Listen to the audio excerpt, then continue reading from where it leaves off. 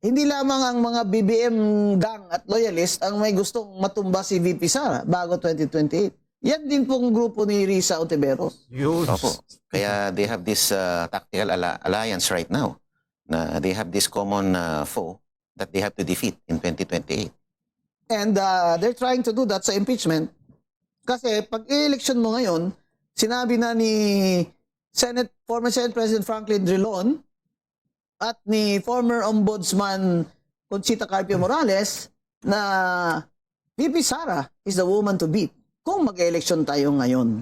Pero palagay nyo, ano ang nangyayari naman sa impeachment 2.0 nila versus Vice President Sara Duterte? Opo. Attorney Guanzon, ako'y nakikiramdam din pag kami ay nagme-merienda sa South Lounge. Nakikita ko yung ano nila yung kanilang mga Body language. opinion na parang iba parang ayoko na. Ay ayokong mangyari yung nangyari noong 2025. Pahiya sila. Oh, alam naman natin yung backlash nung mga pumirma yung iba hindi na nakabalik. Oo. Oo. So, Dahil sa galit ng tao. Kaya medyo nagdadalawang isip po sila kung sila ay susuporta pa sa impeachment versus VP Sara. magandang hapon po. Attorney Rowena Guanzon po ang inyong lingkod. Ngayong hapon ay may bisita po tayo. Walang iba kundi ang ating batang congressman, Paolo Marcoleta ng Sagib Party List. Good afternoon, Congressman. Welcome. Good afternoon po, Attorney Guanzon. Ang topic ko natin ngayon, Kong, is the impeachment again. Sinasabi ko, impeachment 2.0 versus VP Sara. Okay. Ngayon, dahil napagbotohan na po dun sa House of Reps ang impeachment versus BBM, ano naman po ang stand nyo doon? Kahapon po, dinismiss po through a committee report yung impeachment complaint versus PBBM. Sa But akin, that was expected. yes, siyempre, overwhelming po yung yes ng majority at mga ilan-ilan lang po kami na nag-no. At sa akin, isa po ako sa nag-no. Ako naman, hindi naman ako pro-impeachment. Hindi naman ako nagkukumahog na impeach si President. Ang akin lang, I voted no because of the procedural flaws that I spotted during the hearings ng Committee on Justice. Masyadong lang tinaas yung threshold nila. Madam Speaker, my dear colleagues, isang makabuluhang hapon sa ating lahat. Ako po ay bumoboto ng no sa committee report na ito dahil sa pasya ng komite na gawing mahirap para sa ordinaryong mamamayan ang proseso ng impeachment. Ang kanilang pasya ay nagsilbing harang sa halip na mabigyang daan ang pagsagot sa hinaing ng maraming Pilipino laban sa pamumuno ng Pangulo na nagdudulot ng kawalan ng tiwala ng publiko. Ang proseso ng impeachment ay dapat manatiling abot kamay sa ating mga kababayan. Marahil ang isa sa mga pinakasagradong tungkulin ng pamahalaan ay ang magbigay ng patas at walang kinikilingang hustisya para sa lahat ng mga mamamayan nito. Hindi lamang ito kawalan ng panig o neutrality kung hindi ito ay ang pagpanig sa hustisya mismo. At ang sawari ko'y tila paimbabaw na hustisyang mayroon tayo ngayon ay siyang pinaka nakakabahala. Ibinasura ng komite ang mga impeachment complaint batay sa boto ng mga miyembro nito na insufficient in substance ang mga complaints. This sufficiency in substance requirement is met if there is a recital of facts constituting the offense, charge, and determinative of the jurisdiction of the committee. Sa talakayan pa lang ng komite, hindi na magkasundo ang mga miyembro sa kahulugan ng recital of facts. Ang komite mismo ay hindi magkasundo sa definition ng ultimate facts na siyang mismong usapin sa pagdetermine ng sufficiency in substance. Ang mga nag-endorso ay nagpahayag na dapat ang mga facts, kung ito man ay maging totoo, kapag umabot sa paglilitis na sa impeachment court ay dapat na umayon sa reklamo laban sa impeachable officer. Unfortunately, this line drawn from the discussions reflected a difference in understanding among the members of the Committee on Justice. Mas mainam na sa impeachment court sa Senado, timbangin ang katotohanan at kabuuan ng ebidensya, hindi sa Justice Committee. Masyadong mataas ang requirement na hinihingi ng komite.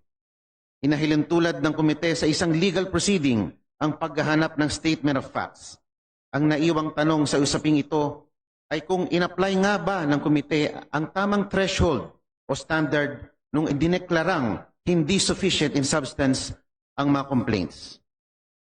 Isinantabi ng komite ang mga complaints at kakibat nito ay isinantabi nila ang pagiging political process ng impeachment na dapat bukas sa lahat sa mga abogado at hindi abogado. Ang pasya ng komite ay walang pagpapahalaga sa tawag ng ordinaryong mamamayan para sa pagpapanagot sa mga public officers. Colleagues, Article 11 of the Constitution vests in this House the solemn duty and the exclusive power to initiate impeachment. That power is not to protect any person. It is to protect the Republic. It is to ensure that when serious charges are pleaded with a factual recital, the constitutional process moves forward to the proper forum where truth can be tested with due process. Let us not adopt a dismissal built on the wrong threshold and let the constitutional process proceed in the matter the Constitution and our own rules command. With this, I vote no on this committee report. Maraming salamat po, Ginang Speaker. Ang kailangan lang naman for sufficiency in substance, mere recital of facts. Yes, and the Pa- grounds. Yes. Masyado pong tinaas nila yung standards nila to the point of weighing the evidence na eh. Oo. Oh, Parang husgado na sila. Opo. Dapat po yun tinatalakay sa impeachment court sa Senado. Oo, kasi panghusgado yun, yung Opo. ebidensya. Opo. Dito, form and substance lamang, ibig sabihin, kompleto ba ang impeachment complaint? May verification ba? May ano ba? May grounds na nasa sa Constitution. Opo. Pumasa naman sa sufficiency and form dahil verified naman daw po yung complaint Sa committee. sa committee. Substance, talagang matigas ang mga miyembro ng justice na hindi magfa-fly yung mga ganito na affidavit, sabi niya. Bakit sila nag-uusga? Wala pa namang butuhan sa as an impeachment court, the Senate. Wala Opo. pa naman. Nagmistulang legal proceeding yung Justice Committee. Siyempre, what do you expect with Congresswoman Luistro? Hindi ba? Opo. Talagang very loyal yan kay Martin Romualdez at kay BBM. Di ba? Opo. Pero, yung tingin ko dyan kong, na kunyari lang, they are complying with the due process requirement ng Supreme Court kasi napahiya na sila doon. Opo. But this time, ay, kumbaga, baligtad yung pagiging, strict nila. Sa akin po parang it's just a mere accommodation para lang hindi masabi na talagang haharangin nila. Yun. So, expected naman yun, mga kababayan.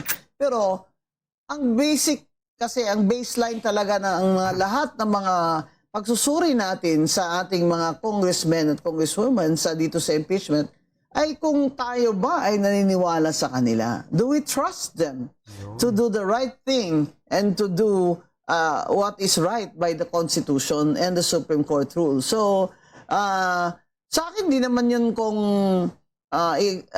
surprise, pero siyempre, dapat malaman ng kababayan natin, di ba, na talagang ang pagka-istrikto naman nila this time ay para mapaboran si BBM. Yun po Opo. ang tingin ko dyan. At saka, hindi po yun ang layo ng ating konstitusyon na Attorney Guanzon. Ang sabi lang ng konstitusyon, any citizen Yeah. can file a complaint. Ibig sabihin, hindi kailangang masyadong legalistic tong complaint na to. As long as it complies with the basic requirements. Yes. Masyado lang tinaas ang threshold eh. Oo, OA naman ngayon. Opo, ibang klase. OA naman ngayon Chairwoman Luistro ng Justice Committee. Pero palagay nyo, ano ang nangyayari naman sa impeachment 2.0 nila versus Vice President Sara Duterte? Opo, Attorney Guanzon, ako'y nakikiramdam din pag kami ay nagmemeryenda sa South Lounge. Nakikita ko yung yung kanilang mga Body language. opinion na parang ayoko na. Ayokong mangyari yung nangyari noong 2025. Pahiya sila. Alam naman natin yung backlash nung mga pumirma yung iba hindi na nakabalik. Oo. Opo. So, Dahil sa galit ng tao. Kaya medyo nagdadalawang isip po sila kung sila isusuporta pa sa impeachment versus VP Sara. so ito yung pagkakaiba kong Paolo, na 2 years na lang, mag-election na sila uli. Opo. At yung mga kababaeng mga tao nila sa distrito nila, at hindi lamang yan, mga taong in general, because of social media, ay binakbakan sila. Opo. Kaya parang kung sa Bisaya pa natagamba. Ano po yung Tagambak? Tinamaan sila. Kaya parang nadala sila. Ganon, no? So, ako I believe that na being politicians, no? And many of them are really beholden din naman sa kanilang speaker. Pero ngayon, nag-iba ang storya. Kasi hindi na speaker si Martin Romualdez. At Correct. wala nang, kung totoo, ang sinasabi ni Secretary Dizon na wala nang allocable sa mga congressmen. Ibig sabihin, wala na silang pagkakitaan ng kickback nila. Yun lang. Ang sabi nga po nila, may nagsabi sa akin, bumulong lang sa akin po isang chairman ng isang committee sa House. Huwag kayo maingay, sabi niya. Walang perang gobyerno. Walang cash. Siguro wala rin silang iaalok sa mga kong para Yun lang. i-endorso tong... Oo, unlike before. Oo. May nagsabi sa akin na pinatawag sila. It turns out na FLR for later release din po lahat ng Oo. pinangako sa kanila. For later release, pinangako sa kanila mga incentive Oo. para pumirma. Tapos inabutan sila ng flood control scandal. Ayun. Hindi rin sila na for Releasean. later release. Wala nang no release. No release at all. No release. Kasi kung maniniwala po tayo kay Secretary Vince Dizon, wala na daw po allocable sa mga congressman ngayon. 0 pork barrel sila. Ang mga nakalaan sa distrito nila ay ilalagay na po at papagawa ng DPWH in coordination with the LGUs sa mga city at mga munisipyo at probinsya. Ngayon, magandang balita yan, Secretary Dizon, kung tutuhanin nyo.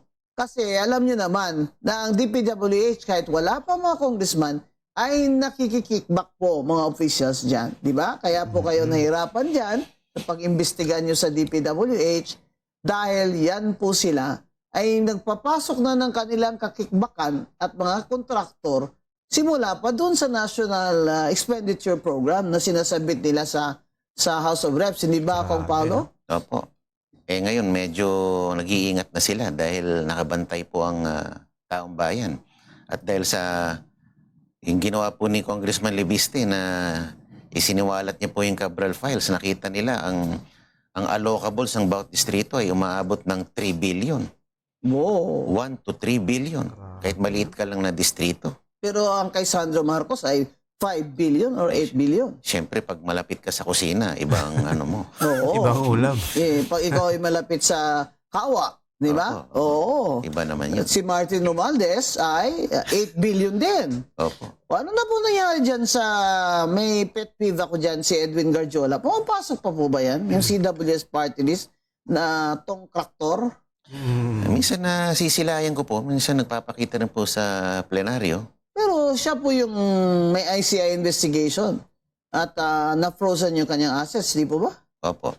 So, hindi pa pala siya nakakasuhan. Kaya siya pumapasok pa. Yes po. At nung pumasok si Martin Romualdez ay talaga naman nag-swarm sila doon May mga Martin, sumalubong po sa kanya ron. Oo, siyempre. Yung iba naman po, nasa malayo, nag-iisip, lalapit ba ako o hindi? Oo, kasi siyempre may camera. Di ba? Oo. At saka isipin ng mga ito kung presidential ang election kasunod. At kung mamarkahan din sila, sakaling manalo si VP Sara, malaking problema nila. Palagi ko gano'n ang mga galawan dyan Yung tentative na sila ngayon, di sila sure. Opo. Kung sila ba ipipirma o hindi. Nakikiramdam na po sila. Yes. Kasi ayaw nila magkamali sa desisyon kasi pag sila na-label na ganito, they will suffer the consequences come 2028. Of course. Kailangan mag-ingat sila. Of course. In a presidential election, masyadong fierce ang politika. At dati, sa 2025, ang machinery talaga ni BBM at ni Martin Romualdez ay ang mga congressman. At sa aking palagay, ginamit nila ang budget That's why, itong mga ayuda, worried ako dyan, Kong, na yung mga ayuda na yan ay ganun din. Ibibigay din ni Secretary Gatchalian sa mga congressmen na kaibigan niya at sila ang mamimili na naman ng beneficiaries. Yan pong worry ko dyan ko, Secretary Gatchalian, sana po hindi magkatotoo at sana hindi rin totoo at hindi nyo i-tolerate yung mga narinig ko na may mga senador dyan na sinireserve yung kanilang mga ayuda para sa 2028 release. Pwede pala yun, Kong? Yung hindi nila mabigay ayuda this year, next year, pwede pa nilang ipamigay? Dapat hindi po pwede yun. Oo, di ba? Kasi ano yun, carry over? Savings yun eh. Dapat it should be reverted to the treasury. The National Treasury. Lalo na po na deficit tayo every year. Hindi po ba? Saka I think, alam nila mga congressman na kahit na tumalab pa ang kanilang complaint kay VP Sara ay matatalo rin naman sila sa Senado. Palagay mo may nag-iisip din ng ganon. Opo. Kasi VP Sara needs only 8 votes to defeat an impeachment. And right now, she has maybe 9 votes, thereabouts, kahit absent po si Senator Bato. Kasi kahit absent si Senator Bato, ang balita ko, nakakapirma daw siya ng resolusyon eh. Opo. Ibig sabihin, nandito siya. Nagda-drive-thru yun para pumirma po eh. No? Oh, drive-thru. May drive-thru. Yes, May pala eh. drive-thru pala ngayon na pirmahan, ha? Which is very smart. So, ito naman ng mungkahi ni Sandro Marcos na no work, no pay. Yung absent, walang sweldo. Malagay mo, tanggap ng mga congressman yun, Kong? Well, he has to define ano ba yung no work. Yung iba kasi magpapakita lang doon. Tapos after a few minutes, magyayayaan na, siesta, happy hour. Nakatingin na lang sa sa screen. Hindi naman po sila magbababad doon eh. Nagpa-attendance lang. Pumoto ng konti, after ng butuhan, magyayayaan na. So, in other words, papapel lang. Papapel lang. So, sinabi ko nga, Kong Paulo, Abal, do you want better, Sandro Marcos?